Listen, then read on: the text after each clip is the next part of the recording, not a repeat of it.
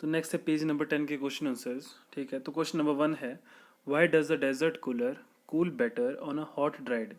मतलब एक बहुत गर्म दिन है, ठीक है, उस दिन जो डेजर्ट कूलर है वो अच्छी तरह से कमरे को ठंडा क्यों कर पाता है, मतलब वो उस दिन अच्छी तरह से काम क्यों करता है जिस दिन बहुत गर्मी रहती है। अब देखो इसका आंसर जो है वो इस हॉट ड्राई डे में छिपा है। अब हॉट ड्राई डे है मतलब गर्म और सूखा दिन है, तो इसमें जो ह्यूमिडिटी है वो ना के बराबर होगी। ठीक है, और अगर ह्यूमिडिटी हमें पढ़ा था कि ह्यूमिडिटी अगर कम होती है तो इवेपोरेशन जो है वो फास्टर हो जाती है। अब होता क्या है कि जो भी कूलर जेट होता है, ठीक है, उसमें क्या होता है कि पानी हम कॉन्स्टेंटली छिड़कते रहते हैं, स्प्रिंकल करते रहते हैं। ठीक है, और ये पानी क्या करता है, ठीक है, अब हॉट ड्राइड वेदर है तो जिसकी वजह से जो पानी है वो इवेपोरेट हो जाता है। ठीक है, और इवेपोरेशन की वजह से क्या होता है कि इसके अंदर जो एयर होती है, ठीक है, इवेपोरेशन क्या करता है कि जो कूलर होता है उसके अंदर जो हवा होती है उसको ठंडा कर देता है, क्योंकि इवेपोरेशन कॉजेज कूलिंग।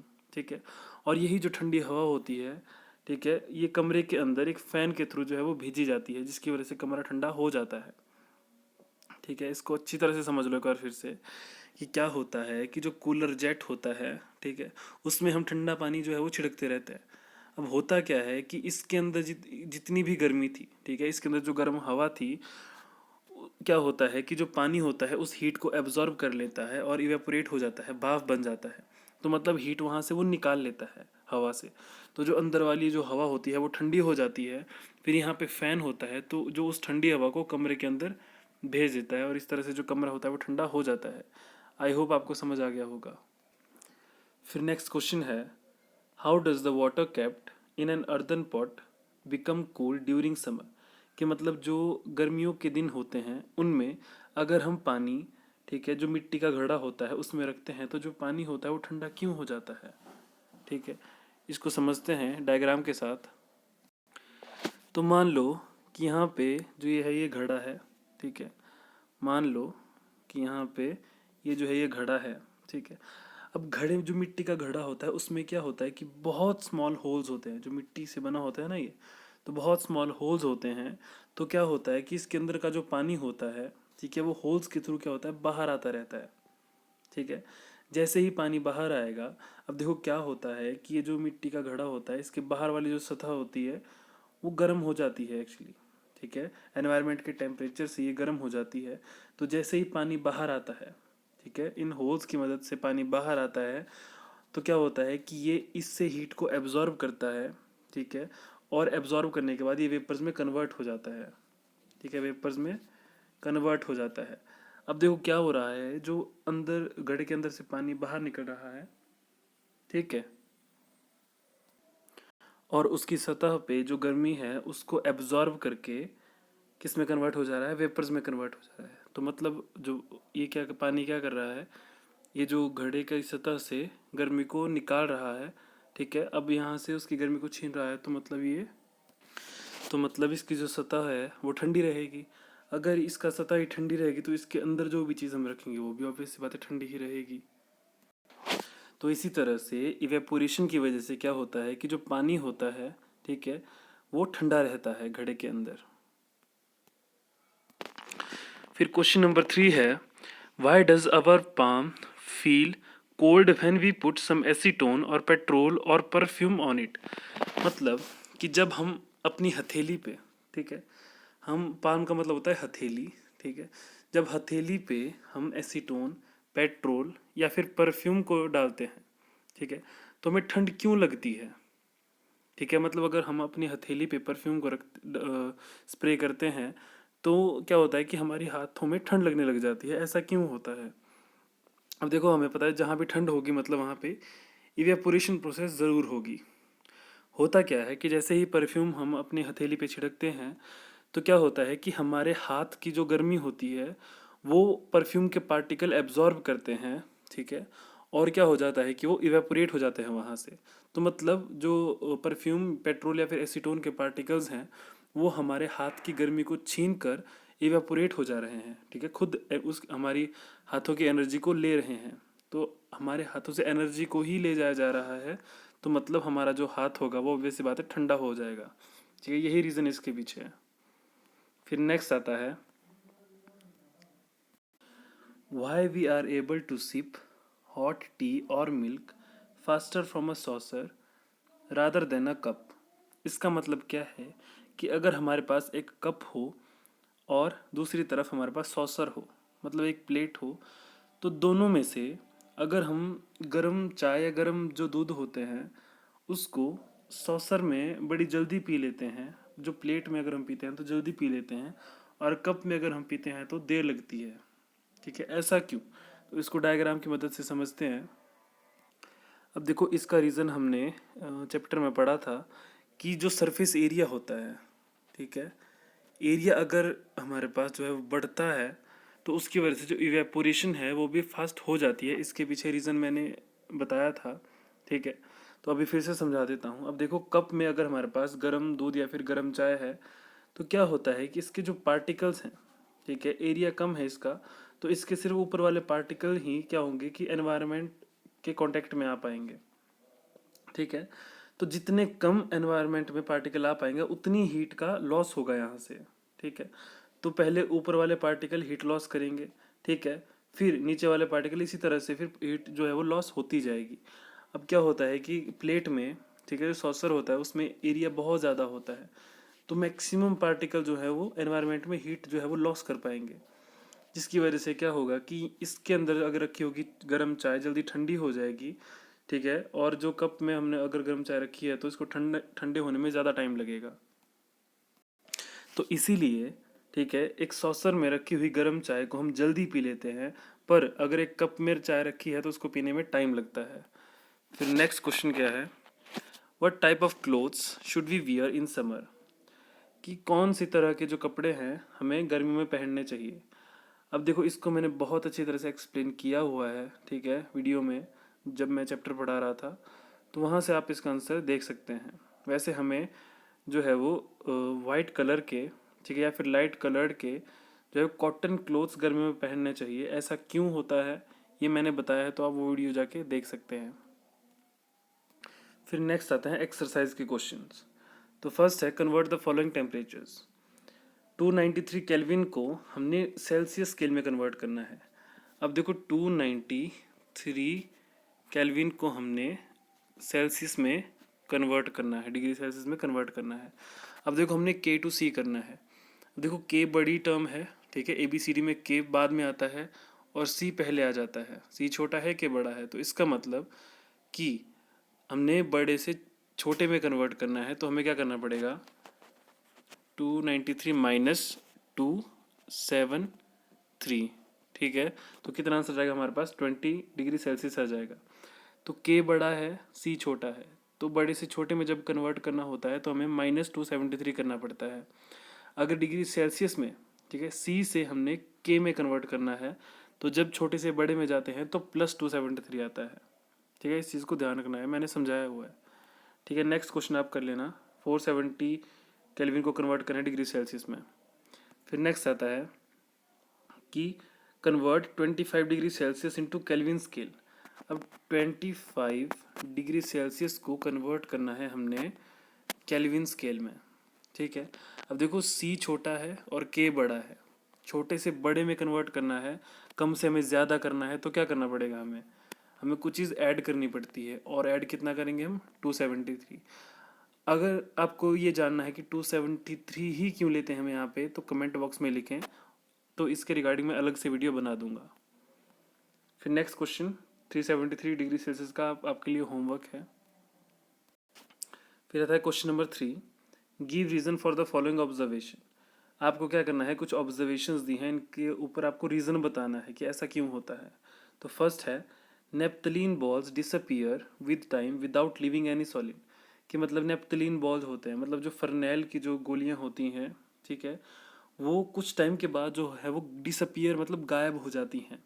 ठीक है, और वहाँ पे कुछ नहीं रहता है। मान लो आपने कबर्ड में एक जो है वो नेप्थलीन बॉल रखी है, ठीक है, तो आप कुछ टाइम के बाद देखोगे, 1 महीने या फिर 2-3 महीने के बाद देखोगे, तो वहाँ से जो नेप्थलीन बॉल थी, जो फर्नेल की जो गोली थी, वो गायब हो चुकी होगी। ठीक है, फर्नेल की जो बॉल थी वो गायब हो चुकी होगी।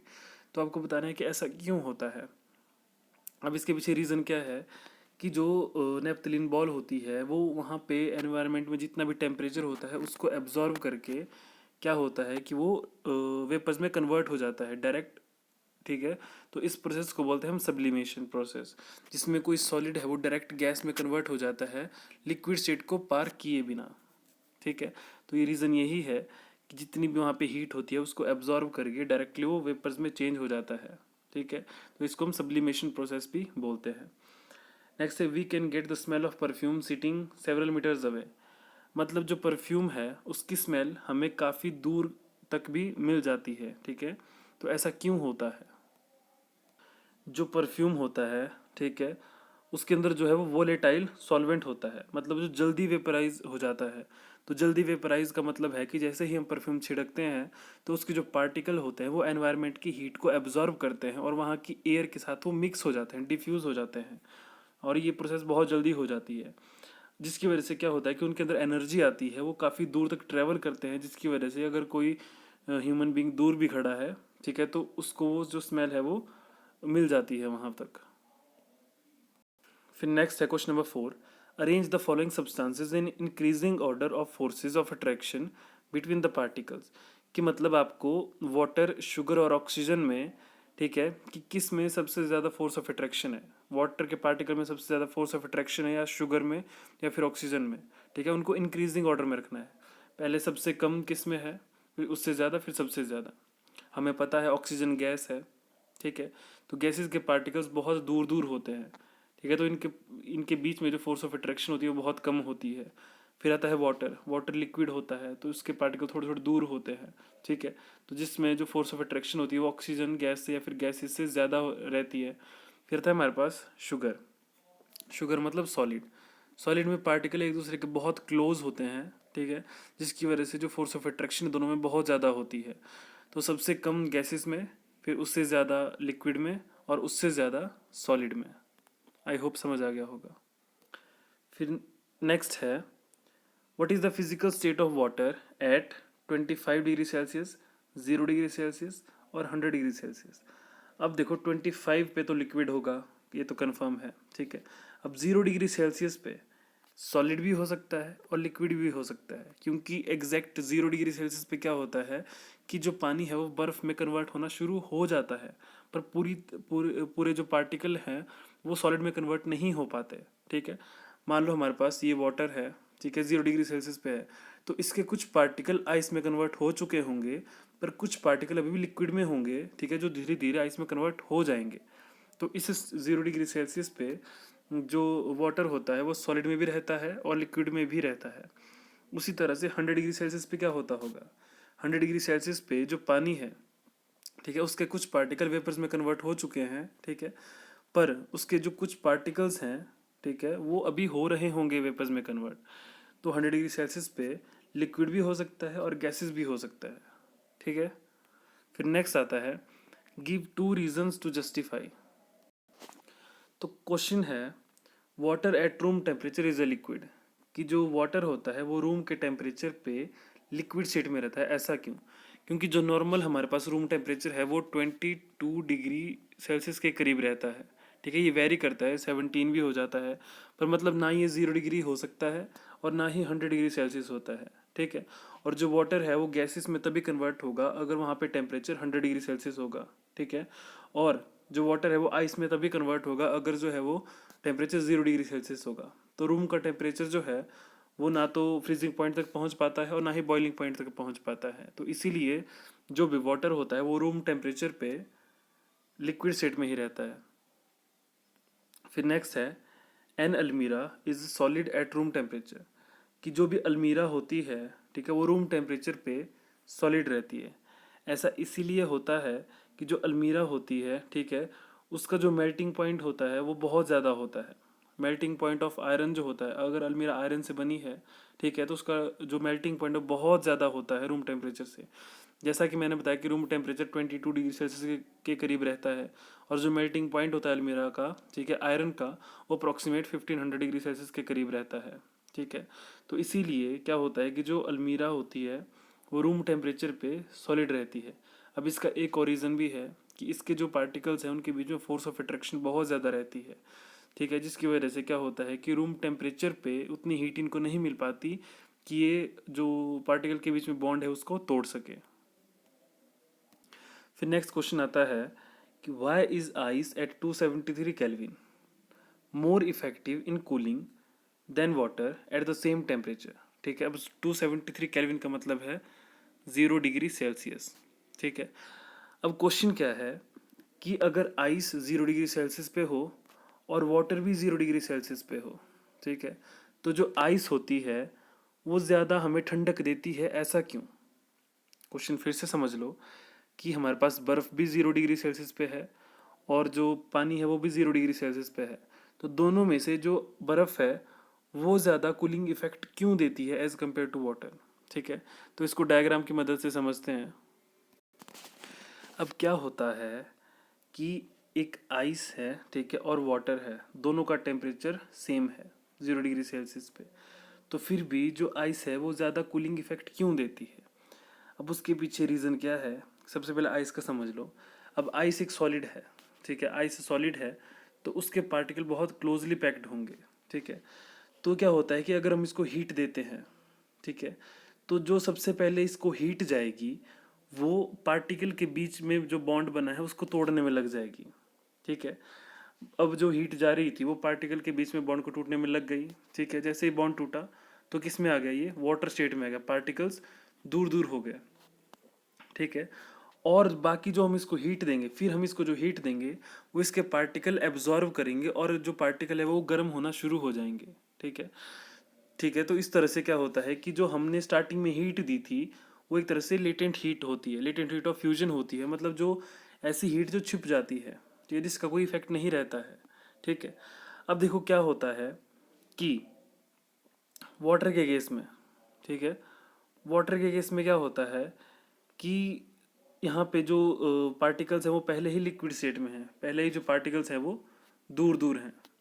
अब जो हम इसको हीट दे रहे थे, ठीक है, तो जितनी हम अब स्टार्टिंग से ही इसको हीट देंगे वो इसके पार्टिकल जो है वो एब्जॉर्ब करना शुरू कर जाएंगे। ठीक है, और एब्जॉर्ब करना शुरू कर जाएंगे तो मतलब ये क्या होगा कि ये भी गर्म होना शुरू हो जाएंगे। ठीक है, तो पहले क्या होगा कि जो आइस होगी, ठीक है, वो हीट को एब्जॉर्ब करेगी और वाटर में कन्वर्ट हो जाएगा बिना टेम्परेचर को बढ़ाए। ठीक है, तो पानी भी फिर भी ठंडा ही रहेगा। ठीक है, पहले आइस ने कुछ हीट को एब्जॉर्ब कर लिया और वाटर में कन्वर्ट हो गई। ठीक है, पर हमने क्या पढ़ा था कि लेटेंट हीट ऑफ फ्यूजन में फेज चेंज हो जाती है पर टेम्परेचर नहीं बढ़ पाता है, तो पानी भी यहाँ पे ठंडा ही रहेगा और जो ठंडा पानी है फिर वो और हीट को एब्जॉर्ब कर पाएगा। ठीक है, तो मतलब यहाँ पे जो कूलिंग इफेक्ट है वो डबल आ रहा है। ठीक है, पर वाटर के केस में क्या होगा कि यहाँ पे जो हम हीट देंगे, ठीक है, वो इसके जो पार्टिकल्स होंगे वो एब्जॉर्ब करना शुरू कर जाएंगे, तो इसमें हमें जो है वो सिंगल हीटिंग इफेक्ट मिल रहा है, सॉरी सिंगल कूलिंग इफेक्ट मिल रहा है। और यहाँ पे आइस और वाटर दोनों क्या कर रहे हैं, कूलिंग इफेक्ट को दे रहे हैं। ठीक है, तो इसी वजह से क्या होगा कि जो आइस होगी वो सेम टेम्परेचर पे ज़्यादा कूलिंग इफेक्ट देगी एज कम्पेयर टू वाटर। फिर नेक्स्ट क्वेश्चन आता है what produces more severe burns, boiling water और स्टीम? मतलब कि ज़्यादा आपको, ठीक है, वो डैमेज कौन कर सकता है? ठीक है, बॉइलिंग वाटर या फिर स्टीम? ठीक है, जो गर्म पानी है या फिर भाप, दोनों में से आपको कौन जल्दी जला सकता है? अब देखो कॉमन सी बात है, बॉइलिंग वाटर है, ठीक है, बॉइलिंग वाटर है तो मतलब वो लिक्विड स्टेट में है, ठीक है, उसके पास एनर्जी कम है। और फिर अगर हमारे पास स्टीम है तो मतलब पार्टिकल दूर हैं, ठीक है, इसके पास बहुत ज़्यादा एनर्जी है, तभी तो ये पार्टिकल एक दूसरे से बहुत दूर जा चुके हैं। तो जिसमें ज़्यादा एनर्जी होगी, ठीक है, वो ज़्यादा आपको बर्न करेगा, जिसके पास एनर्जी ज़्यादा होगी वो ज़्यादा आप काम कर पाएगा, जिसकी वजह से आपका हाथ जो है वो जल्दी जलेगा। अब देखो इनमें से ज़्यादा एनर्जी किसके पास है, स्टीम के पास, तो मतलब कि स्टीम आपको जल्दी जला सकती है। ठीक है, steam at 100 degree Celsius will produce more severe burns as extra heat is hidden in it called latent heat, whereas the boiling water does not have this hidden heat. ठीक है, reason वही है कि जो steam होती है उसके पास ज़्यादा एनर्जी होने की वजह से आपको बहुत जल्दी जो है वो जला सकती है। फिर नेक्स्ट है name A B C D E F in the following diagram showing change in its state. मतलब जो भी यहाँ पे प्रोसेस है, जैसे ए है, बी है, ठीक है, इनमें कौन सी प्रोसेस हो रही है, तो इसको आपने बताना है। तो फर्स्ट स्टेप जो ए है वो क्या है? ए मतलब सॉलिड से लिक्विड में कन्वर्ट हो रहा है, ठीक है, तो इसको हम क्या बोलते हैं? फ्यूजन प्रोसेस, ठीक है। और लिक्विड से गैसेस में कन्वर्ट हो रहा है तो बी प्रोसेस को क्या बोलेंगे हम? वेपोराइजेशन या फिर इवेपोरेशन, ठीक है। फिर आता है कि गैस से लिक्विड में कन्वर्ट होना, ठीक है, डी जो प्रोसेस है इसको बोलेंगे हम कंडेंसेशन, ठीक है। और लिक्विड से सॉलिड में कन्वर्ट होना, सी प्रोसेस को बोलेंगे हम फ्रीजिंग, ठीक है। और सॉलिड स्टेट से जब कोई सब्सटेंस डायरेक्ट गैसी स्टेट में पहुंच जाता है तो ई प्रोसेस को बोलेंगे हम सब्लिमेशन, ठीक है। और गैस से जब सॉलिड में डायरेक्ट कन्वर्ट हो जाता है, ठीक है, तो इसको बोलते हैं हम डीपोजिशन। आई होप आपको समझ आ गया होगा। यहाँ पे सिर्फ ई तक दिया था, ठीक है। यहाँ पे जो नेक्स्ट प्रोसेस है, जैसे एफ है यहाँ पे, ठीक है, इसको बोला जाएगा डीपोजिशन प्रोसेस।